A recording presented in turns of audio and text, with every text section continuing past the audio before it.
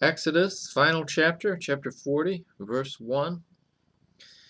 And the Lord spake unto Moses, saying, On the first day of the first month shalt thou set up the tabernacle of the tent of the congregation, and thou shalt put therein the ark of the testimony, and cover the ark with the veil. And thou shalt bring in the table, and set in order the things that are to be set in order upon it, and thou shalt bring in the candlestick, and light the lamps thereof. And thou shalt set the altar of gold for the incense before the ark of the testimony, and put the hanging of the door to the tabernacle.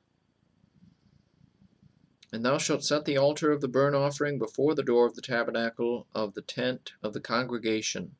And thou shalt set the laver between the tent of the congregation and the altar, and shalt put water therein.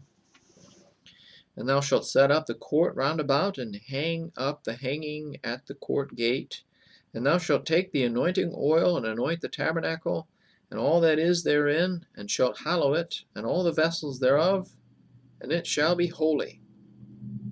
And thou shalt anoint the altar of the burnt offering, and all his vessels, and sanctify the altar, and it shall be an altar most holy.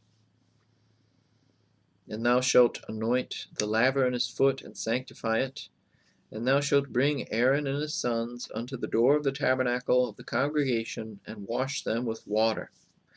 And thou shalt put upon Aaron the holy garments, and anoint him, and sanctify him, that he may minister unto me in the priest's office. And thou shalt bring his sons, and clothe them with coats, and thou shalt anoint them as thou didst anoint their father, that they may minister unto me in the priest's office, for their anointing shall surely be an everlasting priesthood throughout their generations. Thus did Moses, according to all that the Lord commanded him, so did he. And it came to pass in the first month, in the second year, on the first day of the month, that the tabernacle was reared up. And Moses reared up the tabernacle, and fastened his sockets, and set up the boards thereof, and put in the bars thereof, and reared up his pillars.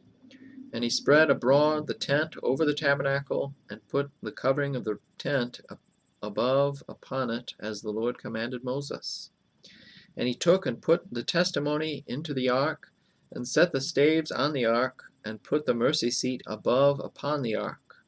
And he brought the ark into the tabernacle, and set up the veil of the covering, and covered the ark of the testimony, as the Lord commanded Moses. And he put the table in the tent of the congregation upon the side of the tabernacle northward without the veil. And he set the bread in order upon it before the Lord, as the Lord had commanded Moses. And he put the candlestick in the tent of the congregation over against the table on the side of the tabernacle southward, and he lighted the lamps before the Lord, as the Lord commanded Moses. And he put the golden altar in the tent of the congregation before the veil, and he burnt sweet incense thereon, as the Lord commanded Moses. And he set up the hanging at the door of the tabernacle, and he put the altar of burnt offering by the door of the tabernacle of the tent of the congregation, and offered upon it the burnt offering and the meat offering, as the Lord commanded Moses. And he set the laver between the tent of the congregation and the altar, and put water there to wash withal.